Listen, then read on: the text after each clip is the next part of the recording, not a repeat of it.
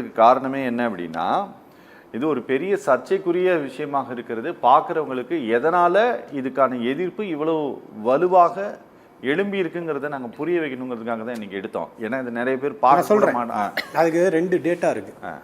பீகாரில் பெண்களுடைய பிறப்பு வீதம் என்பது அதிகரிச்சிருக்குது. சரி, லாஸ்ட் 20 வருஷத்தில் ஆவரேஜாக அது அதிகரிச்சிருக்கு. அப்போ பெண்களுடைய ஓட்டர் எண்ணிக்கை அதிகமாகணுமா குறையணுமா? அதிகமாகணும். குறைஞ்சிருக்கு. சரி, வேலைக்கு போகிறாங்க அப்படின்னு எடுத்துக்கிட்டா ஆண்கள் மைக்ரன்ஸாக இருக்காங்களா பெண்கள் மைக்ரன்ஸாக இருக்காங்களா? ஆண்கள் தான் மைக்ரன்ஸாக. ஆனால் ஆண்கள் ப்ரொபோர்ஷனேட்டாக இருக்குது, பெண்களுடைய வாக்காளர்களுடைய எண்ணிக்கை குறைந்து இருக்குது. அப்போ இது ஒன்று தான். ஏன்னா ஆண் பெண்ணுன்ற டேட்டாவை எலெக்ஷன் கமிஷன் கொடுக்குற காரணத்தினால இங்கே பெண்கள் அந்த ஓட்டை பயன்படுத்தக்கூடிய உரிமை பறிக்கப்பட்டவர்களாக இருக்கிறார்கள்னு ப்ரெலிமினரி டேட்டா சொல்லுது. இது எலெக்ஷன் கமிஷனுடைய டைரக்ட் டேட்டா வச்சு. அதை கடந்து பல செஃபாலஜிஸ்ட் பல இந்த ஆய்வுகளை செய்யக்கூடியவர்கள் என்ன சொல்றாங்க, தலித்துகளுடைய வாக்குகளும் குறைந்திருக்கிறது, சிறுபான்மை சமூகத்துடைய வாக்குகளும் பீகார்ல குறைந்திருக்கிறது. அப்ப இது ஒரு டிசைனா நடந்திருக்கு அப்படின்ற குற்றச்சாட்டு. ஏன் எலெக்ஷன் கமிஷன் மேல சந்தேகம் வருது அப்படின்னா, கர்நாடகாவில் ஒரே இடத்துல ஒரு தொகுதியில் 6000 லெஜிட்டிமேட் ஓட்டர்ஸ், சட்டப்படியாக வாக்காளர்களாக இருக்கக்கூடியவர்களுடைய வாக்குகளை அளிப்பதற்கான முயற்சியை ஒரு கால் சென்டரை வச்சு செய்யறாங்க சார். அந்த வழக்கு வருது. இப்போ எலெக்ஷன் கமிஷன் தூய்மைப்படுத்தணும்னு ஆர்வம் காட்டக்கூடிய எலெக்ஷன் கமிஷன் அந்த வழக்குக்கு ஒத்துழைப்பு கொடுக்கணுமா வேணாமா? நியாயமா சொல்லுங்க, கொடுக்கணுமா வேணாமா? இப்போ ஒரு 6000 பேரை ஒரே ஒரு சதி வேலையாக பல பேர் செய்யலை, ஒரு கால் சென்டரில் வச்சுக்கிட்டு 6000 ஓட்டர்ஸை டெலீட் பண்ணக்கூடிய முயற்சியை ஒருத்தன் செய்யறான். அது வழக்காக இருக்குது.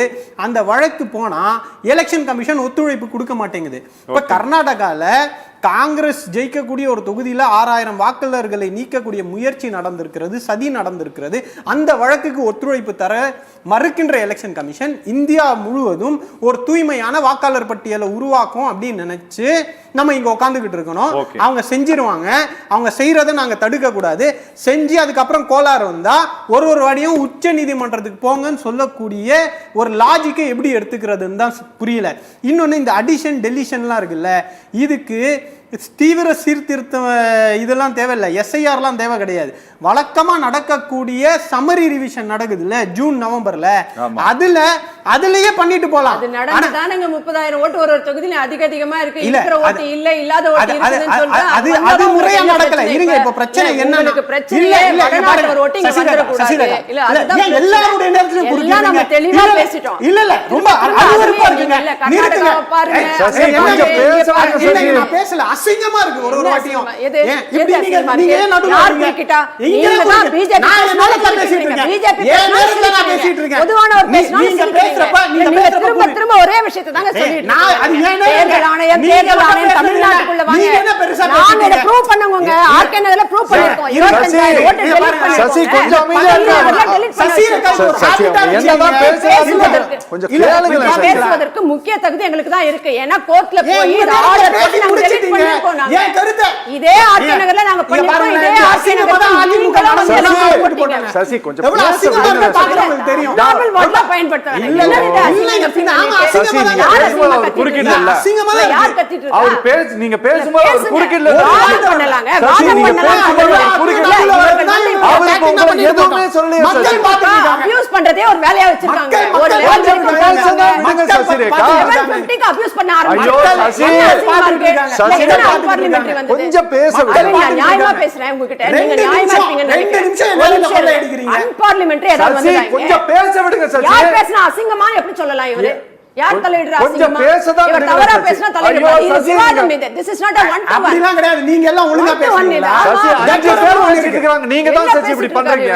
ஒரு டெக்கரம்னு ஒன்னு இருக்கு. அத மெயின்டெய்ன் பண்ண பேச விடுங்க. பேசட்டங்க. இவர் தேவையில்லாததெல்லாம் பேச கூடாது. அதுக்கு ஏன் தேவையில்லாம நான் பேசுறேன்? சசி இவர் தான் செய்துட்டு இருக்காரு. கொஞ்சம் அமைதியா இருங்க சசி. தயவு செஞ்சு கொஞ்சம் பேசிட்டு இருக்காரு. ஐயோ கொஞ்சம் பேசிட்டு சசி கொஞ்சம் கம்முனு இருங்க. ஐயோ ஒரு டெக்கரம் இப்படியே பேசிட்டு இருந்தா டைம் போகுது. நீங்க மெயின்டெய்ன் பண்ணுங்க. ஒரு கருத்து பரிமாற்றம்ன்றது அவங்க நேரத்துல நீங்க சொல்ல வரத சொல்லி முடிங்க டாக்டர். அதுக்கு சுத்தமா இப்ப நம்ம மட்டும் தான் அறிவாளி. நம்ம பேசுறது எந்த தரவும் கிடையாது. தேர்தல் ஆணையம் வந்துருச்சு, பிஜேபி வந்துருச்சு, அவ்வளவுதான். இது சரியா இருக்காது. இல்ல, கர்நாடகா பாரு, பீகார் பாரு, பீகார் நடந்ததெல்லாம் இங்க நடத்தி காட்டுங்களே பாப்போம். நீங்க பீகார்ல இவ்வளவு சவுண்ட் இல்ல, நீங்க கத்திட்டு இருக்கீங்க. பேசுங்க டாக்டர். அது ஜனநாயகம்னா என்னன்னே தெரியாது. ஜனநாயகத்தை குழி தோண்டி டாக்டர் நீங்க சொல்ல வர வேண்டிய விஷயத்தை சொல்லுங்க டாக்டர். அது திரும்ப நிரூபிச்சுக்கிட்டே இருக்காங்க. சம்பந்தமே இல்லாம பேசிட்டு இருந்தா எப்படி? எதுல சம்பந்தம் இல்ல?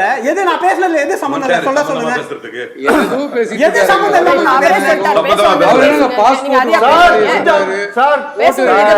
நான் டேட்டா கொடுக்கிறேன். பெண்களுடைய எண்ணிக்கை குறைந்து இருக்கு பீகார்ல, டேட்டா கொடுக்கிறேன். இது புரிஞ்சிக்கிறது ஓட்டு குறைஞ்சிருக்கு, 25,000 ஓட்டு வெளிய வச்சிருக்கோம். அது வக்கீல்ல உங்களுக்கு 21,000 ஓட்டு இல்லாத ஓட்டு வச்சிருக்கோம். உங்க பிஎல்ஏ என்ன பண்ணிட்டு இருக்காங்க? போட்டு குறைச்சிருக்காங்க. அத புரிஞ்சிட்டு என்ன என்ன நடக்குதுன்னே தெரியல. ஒரு வாட்டி போய் ஒரு பூத்ல உட்கார்ந்தா தெரியாது, சம்மரி ரிவிஷன் எப்படி நடக்கும்ன்றதே தெரியாது. உட்கார்ந்துட்டு லெக்சர் கொடுத்துக்கிட்டு இருக்கீங்க.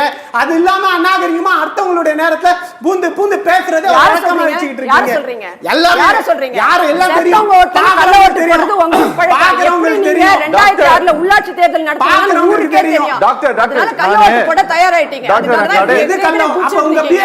அறிவோட செயல்பட்டா இந்த மாதிரி 21,000 ஓட்டு நாங்க டெலீட் பண்ணிருக்கோம், இல்லாத ஓட்ட. அதை பாராட்ட வழி இல்லைன்னா கூட பரவாயில்ல, புரிஞ்சுக்கிற அறிவோடவாது விவாதத்துக்கு வாங்க. டாக்டர் உங்களுக்கு என்ன டாக்டர்? அது அடுத்தவங்கள பேசவே விட கூடாது. இல்லாம பீகார்ல இவ்வளவு கண்டிச்சு, அங்க இவ்வளவு கண்டிச்சு. சசிரேகா இதை எதிர்ப்பதற்கான காரணமே பீகார் இஷ்யூ தான். சசி அப்புறம் அது பேசாம என்ன பண்றீங்க? இந்த புரிதல் இல்லாம மட்டும் பேசிட்டு இருக்காங்க. அவங்க உங்களுக்கு சொல்ற காரணங்கள் புரியலையா?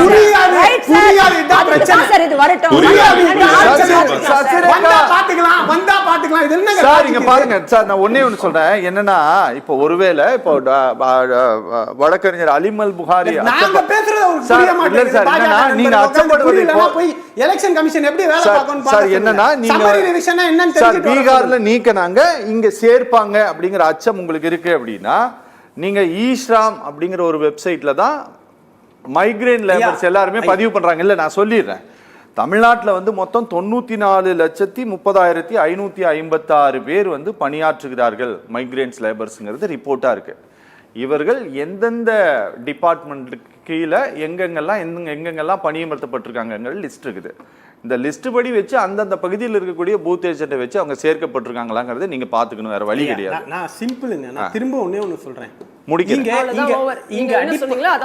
இங்க அடிப்படை பிரச்சனை என்னன்னா, எலெக்ஷன் கமிஷன் அந்த பர்டனை ஏன் காமன் சிட்டிசன் மேல போடுதுன்ற ஒரு பாயிண்ட் தான் நாங்க திரும்ப பேசுறோம். நீங்க பூத் லெவல் ஏஜென்ட் மேல அத நீங்க வைக்கிறீங்கன்னு கேக்குறீங்க. ஏன் திணிக்கிறீங்க? எலெக்ஷன் கமிஷனுடைய பொறுப்பை ஏன் BLA 2 மேல போடுறீங்க?